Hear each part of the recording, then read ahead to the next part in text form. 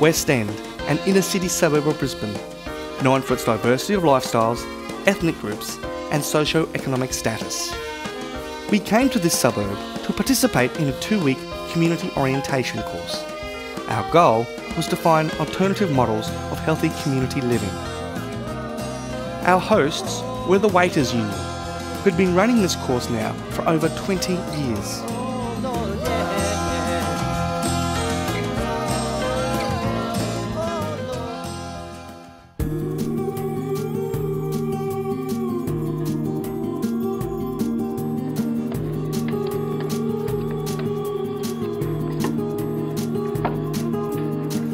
Okay, so here we are, day 1 of the community orientation course, down here in West End, just outside the CBD of Brisbane. There is about 8 or 9 of us, and we've only just got to meet each other and kind of just break the ice a bit. So I joined a group of 8 people who came from such diverse parts of the country as Perth, Adelaide, Cairns, and even Brisbane. We had a helpful group of guides for the course, one of them being Dave Andrews. Ange and I lived in India for many years, and we were inspired by the kind of spirituality that we encountered there. That was a lived spirituality, a spirituality that affected everyday life. And then when we got here, we looked around and realised, hey, this is a fantastic area to live and work in. It's an urban village. It's got a high density population. There are rich people and poor people. There are 40, 50 different nationalities in the area, a strong Indigenous presence, and we thought, gosh, if we want to do community with a mix of people, particularly marginalised and disadvantaged people, then this is a perfect place for us to be. 'Cause I'm looking for a friend who can give me some peace of mind. One of the first expressions of community we discovered was one with a Christ-inspired spirituality.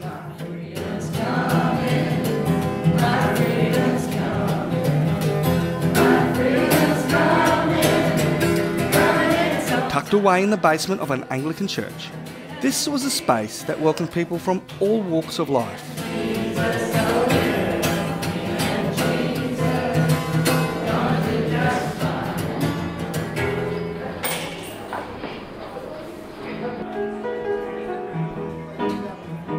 But while this was one instance of community with a strong Christian dimension, not all models we were going to encounter were going to be this way.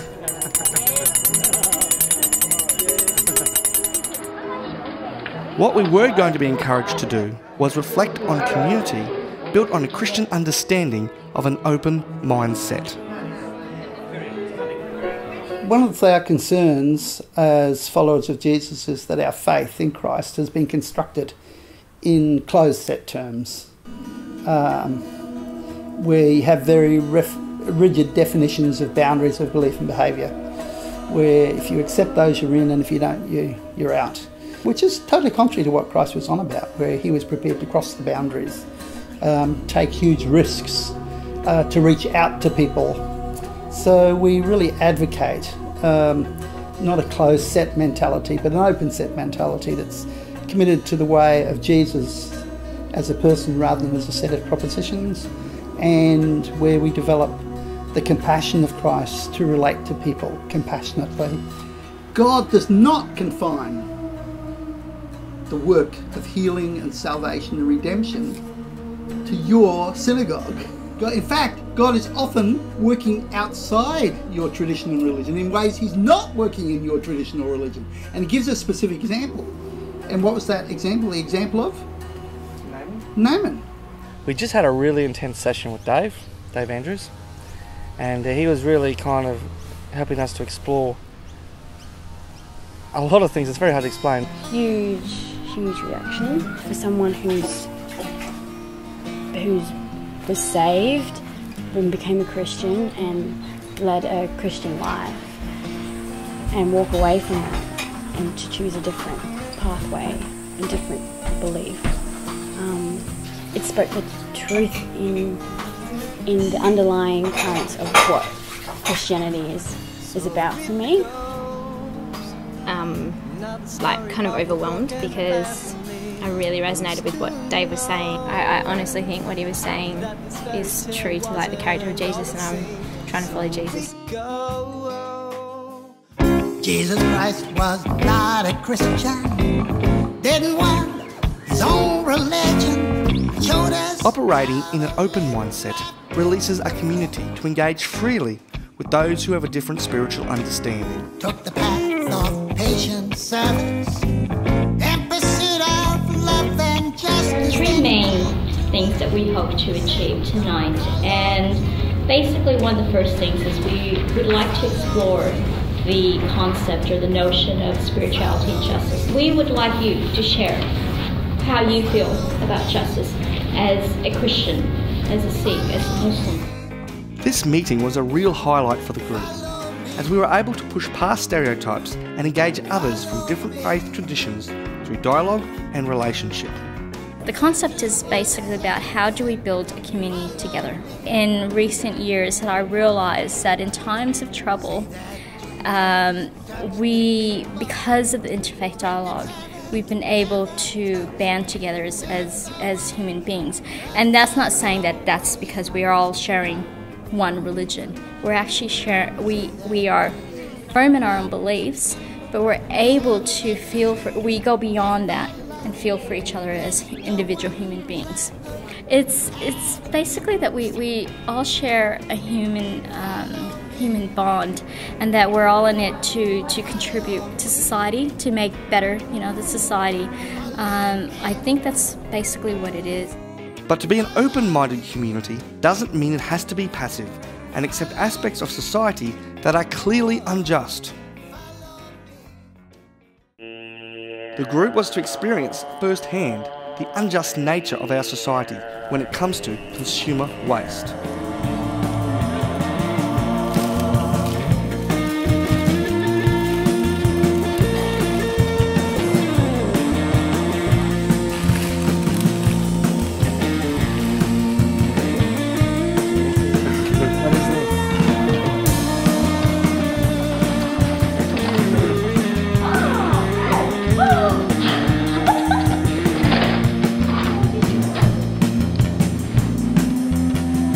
Worry that this might, some people, particularly some Christians, might think this is illegal?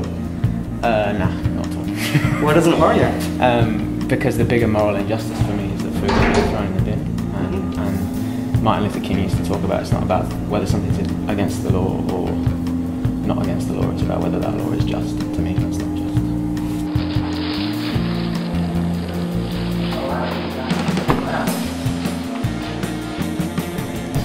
Everybody in the group was astounded by the quality and quantity of the food that was going to find its way to the dump. After retrieving many bags of quality food, the course members joined local organisation Food Not Bombs, who highlighted the wastefulness of our society on the West End streets on a Friday night. Here on a busy Friday night in West End, the food that we take from the dumpsters find their way here. We're hungry people, some of them homeless, managed to get a good feed on a Friday night. As you can see, there's quite a few people here, and out as the night goes on, more and more will come and try and eat the food. Cannot, you know what I cannot. What would you think to people who would say something like, oh, you're giving hungry people bad food, you stole them from a bin? What would your reaction to that kind of statement be? I would say that I wouldn't give food to anybody that I wouldn't eat myself. I get food out of the bins myself. The food's straight off the shelf into the bins. There's nothing wrong with it. Essentially, this is three things. Number one, it's about money spent on weapons compared on the money spent on feeding hungry people in the world. It is a statement about dumpster diving and the amount of food's wasted. And it is also a place where homeless people and hungry people can not only come and eat, but actually cook and provide some of their food.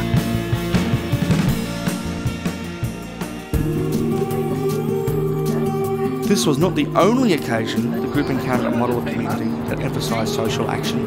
So we're on our way out to Debriefing. I have the privilege of driving the team out to a farm, a Catholic workers' farm. can't be entirely sure what we're going to run into, but it'll be interesting.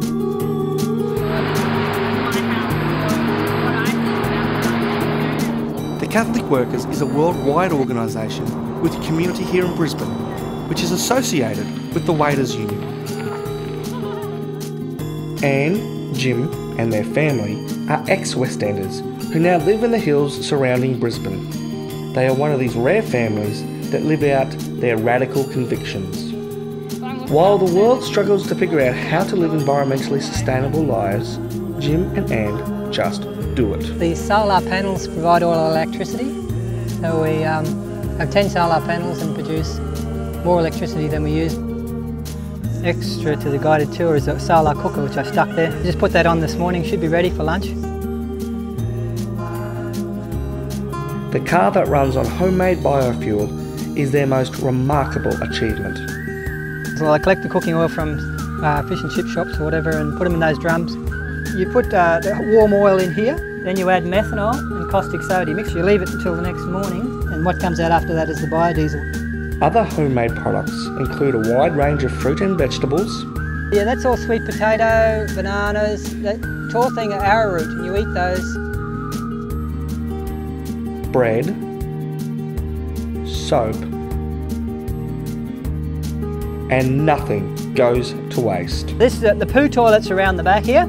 So the poo goes down, you put straw or grass in it with it to help break it down so it's not so wet. Whenever you want manure, you just come down here. It goes down slowly, so it breaks down as it comes down. While Jim and Anne live in harmony with their environment, they are less willing to collude with those who cannot live in harmony with their fellow person. We are strongly anti-war. We don't believe war making is going to create peace. You know, your actions have to match what you're saying. And if you're saying people are getting killed because we're behaving like this, then you have to intervene in what is happening because people are dying, and that is very serious crime against humanity. During this visit and a subsequent session with fellow Catholic worker Kieran, we heard about the Catholic workers' latest protest during a military exercise in Rockhampton. Operation Talisman Sabre is a joint Australian-American practice for war. Jim and Kieran blockaded the road going into the army base at Shoalwater Bay and were arrested for doing that. They also trespassed in the live fire zone, and they tried to prevent the live firing continuing by trespassing in those areas. And the live firing did stop. However, community engaged in political activism was only a small aspect of the course. Much of the course focused on the simple but powerful concept of community sharing time and space with those who lived on the margins of society. To the Waiters Union, the West End seemed to have three main subgroups living on the fringes. 1. The Indigenous community. So you heard from Auntie Jean. She's told you a little bit more about the history of, you know, life as an Indigenous person in this country and the things that have happened. What did that make you feel? It's really terrible. I mean, we basically came over here, enforced our laws, set up our boundaries and our ideals, and the people who were already living here had to abide by them. 2. Refugees. So I'm with the West End Refugee Support and I'm the coordinator. Basically we're actually running the sewing initiative, which involves a lot of women being able to develop their small businesses from home. That's the whole aim. Yeah, when I met Angie, she saying what she liked to help refugee women, and she touched my point because I say, that is me too. Some of refugee women sitting there, they have more skills than what we know. What do you think Australians should know about the refugee problem and the refugee situation in Australia? I think they should know that we should open our borders and that we should open our hearts pretty much to welcoming the families into our world, and that it will only enrich our world, it will not impoverish us. 3. Tenants of hostels and boarding houses. What are we getting ready for here, boys? Community picnic down at Green Meadows, so we'll go to a bit of a water park and have some fun, some people from a local hostel, and we're putting on lunch. So Dave was saying it was a connection. They used to live in West End, but now they got moved on because the hostel they were in moved. So it's keeping them connected to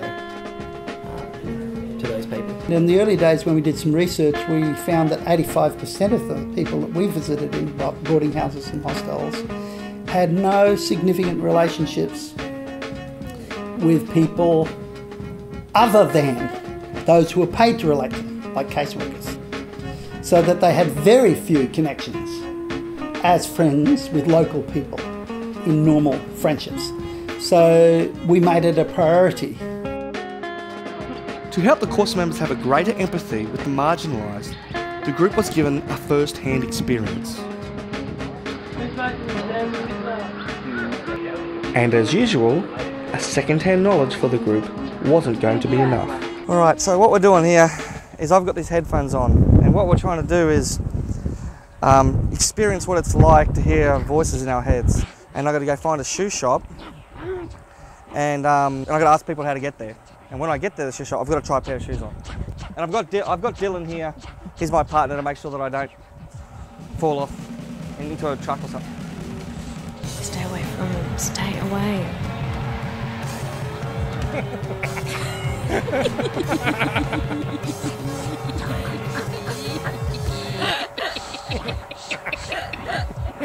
Just looking for a pair of shoes. Yeah, just go, yep. Okay. Okay. No worries, thank you. Stop it. Stop it now.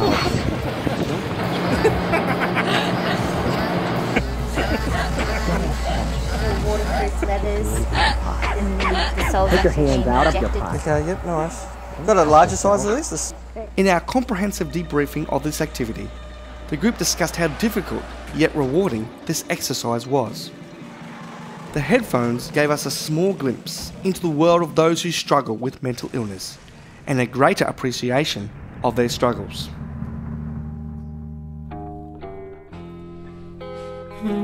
Through servants and inner-city outreach, we heard of the plight of the homeless. But it's very much, in a lot of ways, similar values to the Waiters Union.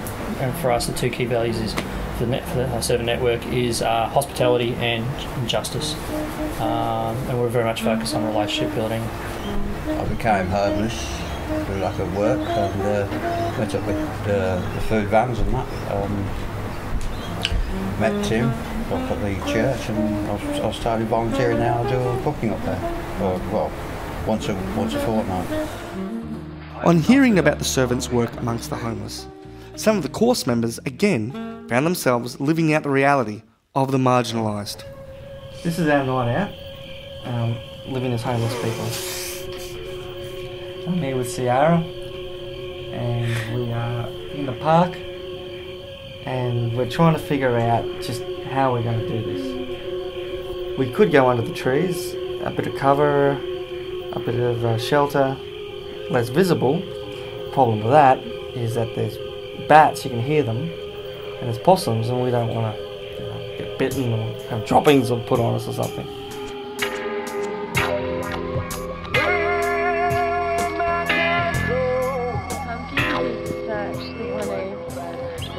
Spongy rubber in a car.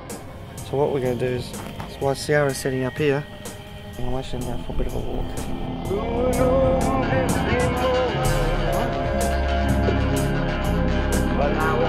We're going to try to lie down and get some Z's and see what kind of quality sleep we can get as homeless people.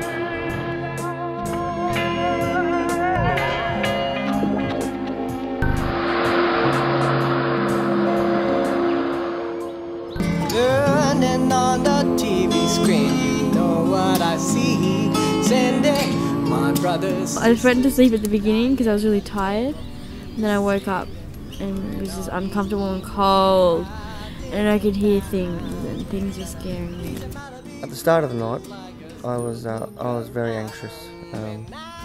Ciara here just rolled over and went to sleep instantly, but I was really anxious. I was listening to every single sound these animals were making. Possums, bats, they were all just going ballistic out there, and I was listening to everything, and as soon as I thought the sounds were sounding like people's footsteps, I was onto it. Yeah, it was a good experience. I may or may not do it again, but all of my preconceived thoughts have now been, are gone or changed. My father's house was when I was young. Mama always said. Experiencing all these models of community began to have an effect on the course members. Asher voluntarily chipped in around the garden. Well, we thought we'd, bless the Primchester guys with a little gift. And a few of them are into cooking and also, gardening and things like that. So I sort of thought that we'll get the herb garden cranking. The group would voluntarily share time together around meals, with open invites to anyone they met on the course. Every time you oppress a man, you won't get his orders. There was no doubting that hospitality was very much a central value to the Waiters Union community. Mama always said, when you grow up, be like Jesus, and please love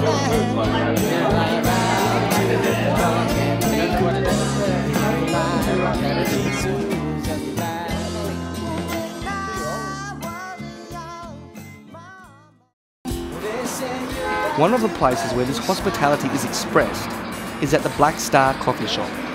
Black Star is one of the organisations in the West End who use their entrepreneurial skills to promote community, both locally and internationally. So a number of us living locally here in West End have been concerned about business and community and the disconnect that is often the case. Black Star is based on the logo, the logo of 5-pointed star, representing our core values. The top point of the star is speciality coffee. The second point is that we only source beans that are fair trade. Thirdly, the beans are organic. The fourth one is around social inclusion, and the fifth point is around developing a community economy, looking at how can business create change. We want to be here and build a business base that can fund ongoing community development. A similar organisation is Local Power, an organisation combining the understanding of community with business acumen to provide local households with their own solar power. Plant me firmly into the ground. Community minded, yeah, we're getting into it now. The only cafe that takes care of the injured and down. But all these businesses have in common is a desire to put community over profits. Don't be afraid, you come this far. So what did this 2-week course teach us about community living in the 21st century? Let's ask the course members. My takeaway is just accepting people more. This week, 2 weeks, has helped me to realise how prejudiced I am. The actual real acceptance and genuine acceptance of other people and a desire to hear what they have to offer is now, I think, part of my belief system. All the information and stuff and the breaking down of prejudices that is so really enforced in every Christian teaching today. I feel accepted here, and I feel like my beliefs are truly accepted and respected, which is more than I can say for other forums or other groups that I've surrounded myself with. Yeah, just that people coming from all different directions in life, being open to them, listening to their stories and valuing their stories. What I really liked was just the people sharing parts of their everyday life. Yeah, I think I've realised just how much every person in society has goodness and light in them, and that we can find common threads amongst us. An open spirituality, engaging in justice, hospitality to each other and the marginalised, community-orientated business practices. The community orientation course showed us many diverse models for community living. But don't take our word for it. Get down to West End and experience it yourself.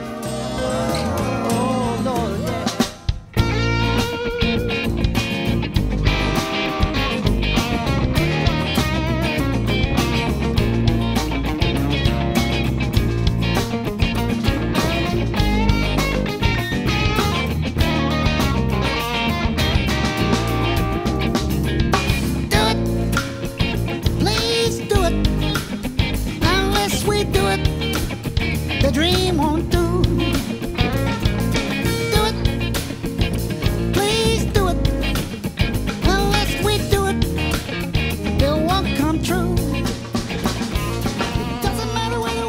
is high.